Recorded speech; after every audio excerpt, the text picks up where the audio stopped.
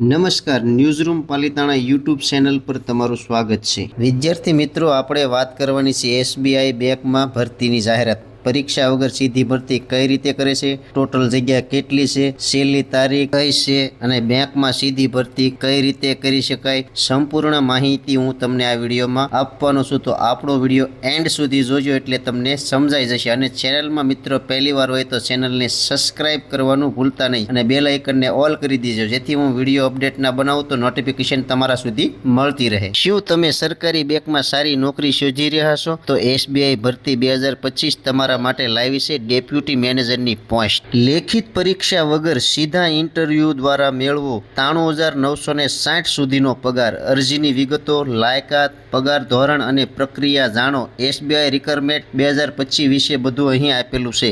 બેંકમાં સારા પદવાળી નોકરીની શોધમાં રહેલા તમામ યુવાનો માટે આ એક મોટા સમાચાર છે। State Bank of India SBI specialist cadre ઓફિસરની નિયમિત જગ્યાઓ માટે નોટિફિકેશન બહાર પાડ્યું છે। ખાસ વાત એ છે કે આ ભરતીમાં ઓફિસર બનવા માટે કોઈ લેખિત પરીક્ષા નથી। ચાલો જાણીએ એસબીઆઈ ભરતી 2025 વિશેની તમામ મહત્વપૂર્ણ વિગતો। હવે વિદ્યાર્થી મિત્રો, આપણે શૈક્ષણિક લાયકાતની વાત કરીએ તો ઉમેદવારોએ ઓછામાં ઓછા 60% ગુણ અથવા સક્ષમ ગુણ સાથે અર્થશાસ્ત્ર, અર્થમિતિ, ગણિત, અર્થશાસ્ત્ર, નાણાકીય અર્થશાસ્ત્રમાં માસ્ટર ડિગ્રી હોવી આવશ્યક છે। પીએચડી જેવી ઉચ્ચ લાયકાત ધરાવતા ઉમેદવારોને પણ લાભ મળી શકે। આ શરતો એસબીઆઈ રિક્રુટમેન્ટ 2025 દ્વારા નક્કી કરવામાં આવી છે। હવે વિદ્યાર્થી મિત્રો, તમે જો ડિગ્રી જ કરી હોય તો તમારે કેટલો અનુભવ હોવો જોઈએ એ પણ આપણે સાથે સાથે જાણી લઈએ। સંબંધિત ક્ષેત્રમાં ઓછામાં ઓછો 1 વર્ષનો કાર્ય અનુભવ હોવો ફરજિયાત છે। વય મર્યાદા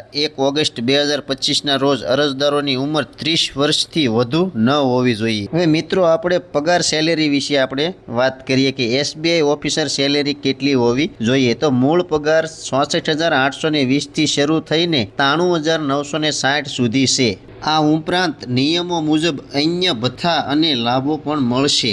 બેંક નોકરીમાં આ ઘણું સારું પેકેજ ગણાય છે।